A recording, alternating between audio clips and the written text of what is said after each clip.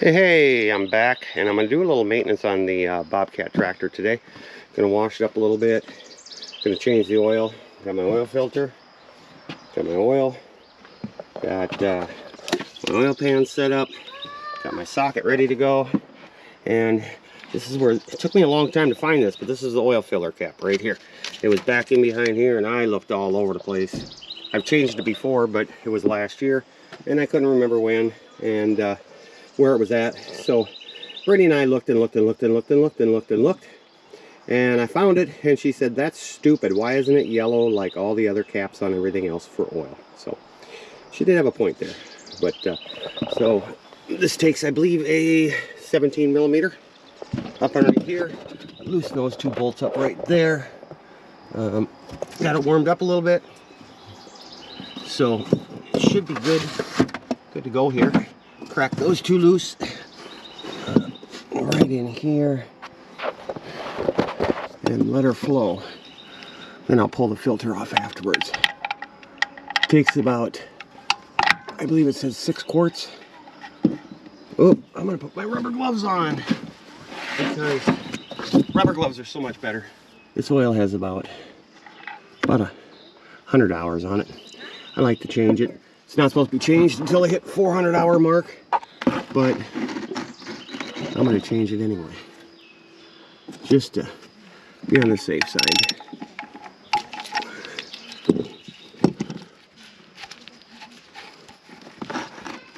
Let's scoot that one over a little bit more. I think it's going to be about 3/4 of a gallon on each side, by the way it should appear here. There we go. And we're draining. Oops, I dropped you. All right, back. Got my trusty dusty remover, oil filter remover. Let's see, this thing goes this way. It's nice that it's got the swivel handle on it. Oh gosh, that's pretty tight. I don't remember putting it on that tight, but maybe I did.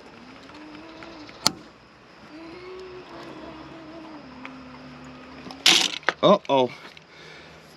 Well, that trusty dusty thing didn't work very well, did it? It broke. Huh. Well, it's called a flow tool. I've used it a couple times before, but it flowed right in half. Huh. Okay, well, next step. Be right back. Alright, back with the trusty dusty secondary thing. And pipe wrench always comes in handy. This filter is being really obstinate. I did not put it on nowhere near that tight. Hand tight and then 1/4 turn. But I think with the heat, it must have really locked herself on there pretty tight. I do always put oil on them before I put them back on.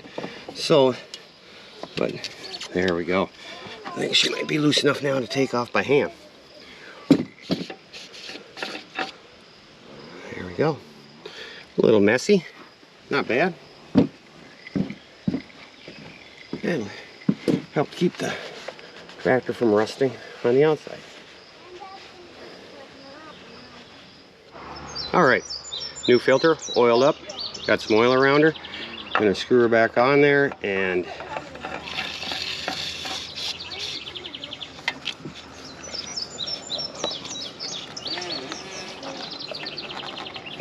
got her that far.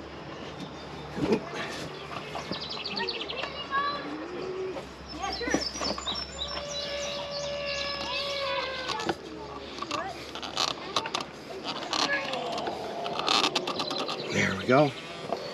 And I don't think I have another. I'm not going to use a pipe wrench to tighten this thing up, that's for sure. I'm just going to go hand tight like that. Should be good. And I'll watch for leaks. Alright, back underneath. Wipe these off a little bit.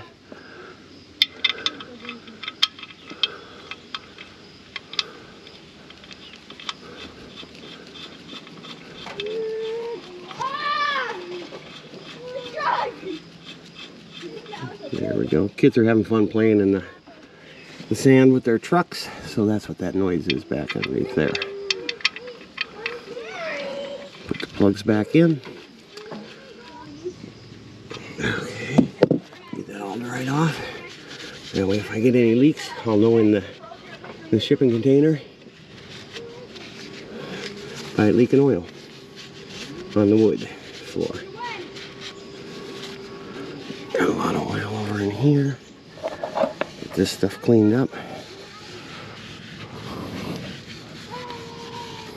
There we go. Now I'll fill her up with oil. Alright, so this is where the oil fill is located, which to me is really a very inconvenient spot. I mean, wouldn't you be better off maybe to put it up on top of the valve cover? I mean, you could still get at the valve cover from here and run a funnel straight down, you know. But I guess over here behind all the wires is where they chose to put it. Alright, time to fill it. Takes 6 quarts. I have 2-gallon jugs. Oop. It's going to be a slow process since it's kind of way down in there. Hard to get to. Not really, but you got to use a little funnel because everything else is in the way. Well, I have my setup all done here. Never tried it yet, and I'm going to see how this works. We've got the old Sunjoe pressure washer. This Bobcat has not seen any washing since I've got it 2 years ago. So, got the Champion generator going. Got my cleaners, got my buckets, got this.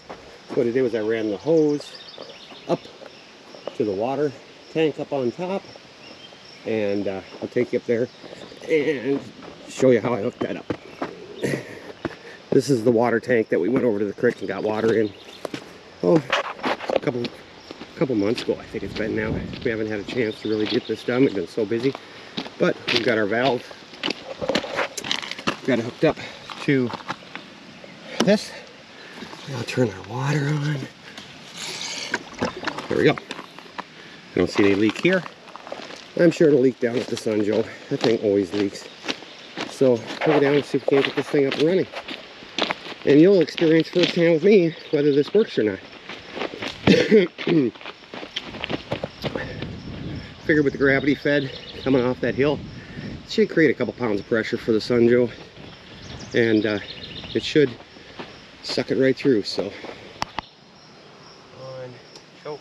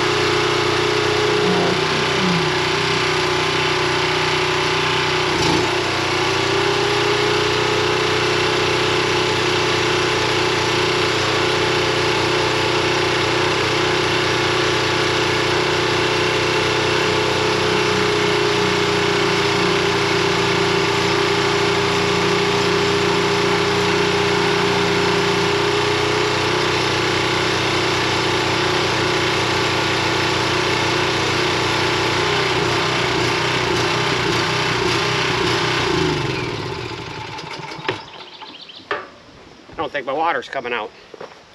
As you can see, the hose is collapsed. Okay, figured it out. My hose was kinked halfway up on the hill. That's why I wasn't getting any water.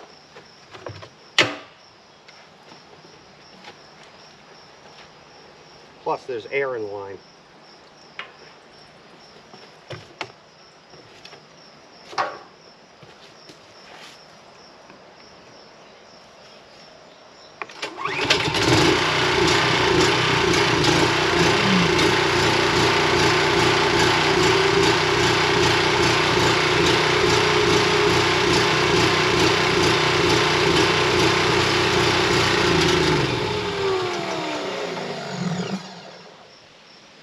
You know what?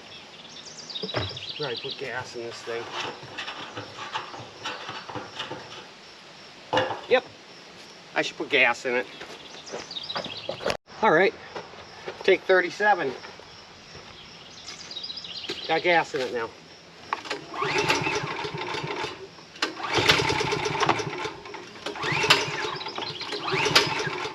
Might have to choke it.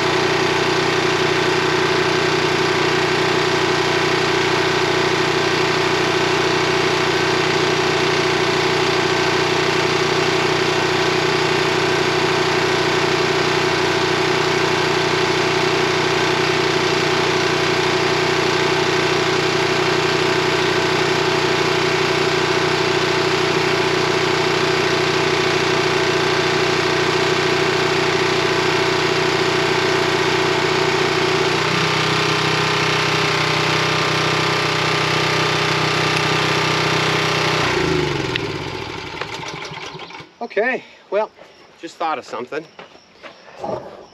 We should have a car wash, a tractor wash. I should have Brittany down here washing this thing. Yeah, I should. Going about this all wrong. But, as you can see, it does pressure wash pretty good. There is a tractor underneath all this crud for 2 years, so I won't bore you with the washing parts, so I'll just get this done.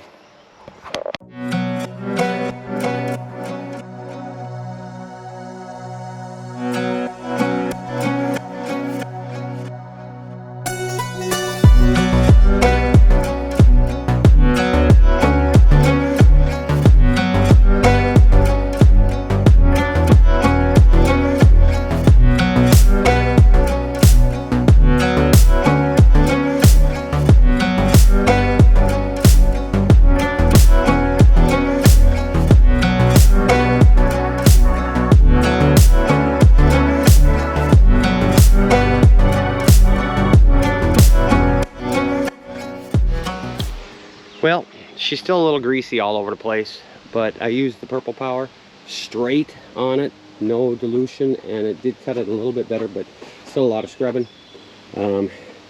So it's not a beauty queen. It's still got mud all over the place, but hey, I'm gonna grease it up, take it back up, put it to work.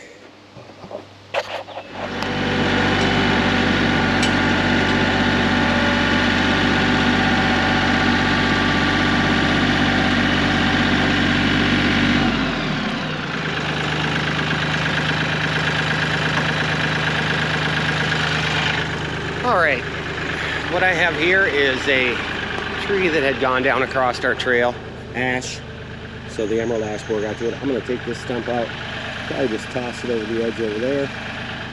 This is our main trail. Boys are a little worried about running into this, and we need to get it out of here, but I'm going to chain up to that, yank that out of that tree up there and see how this works out. But first, I'm going to move this stump.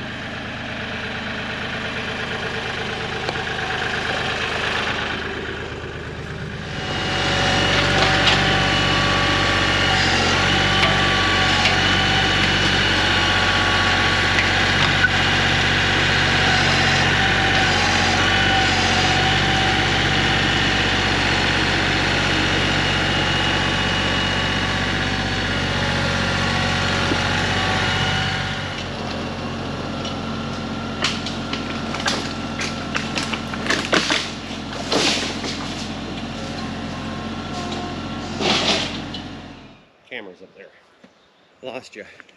Set you on the ground way up here. Because I only got the mini tripod. I don't know how much of this is going to be good, but brought the 500i just to buck it up. I think Brittany's kind of got most of the other saws pretty much boomed up, so.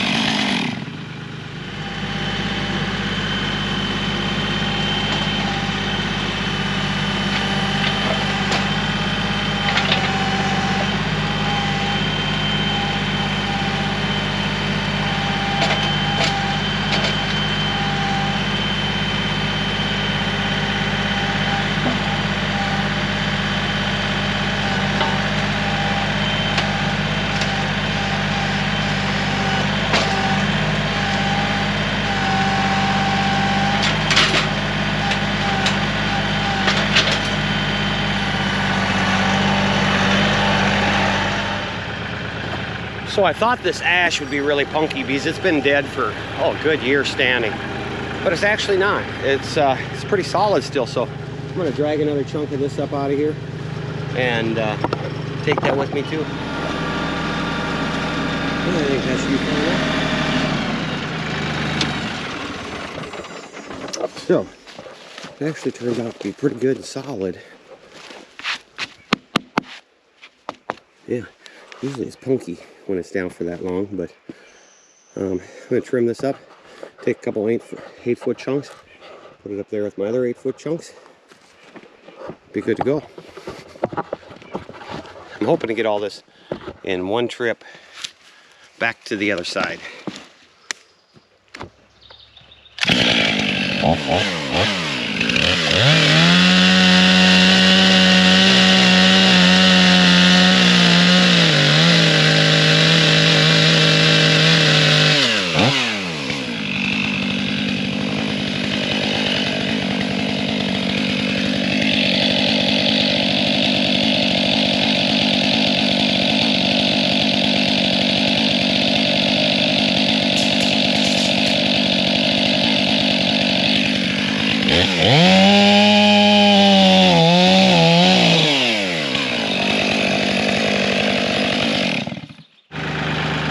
Alright, got them picked up, loaded up, ready to go, but I'm thinking that this one may stick out a little too long. May have to knock the end of this one off, but yeah, pretty good little load for just coming over for 15 minutes.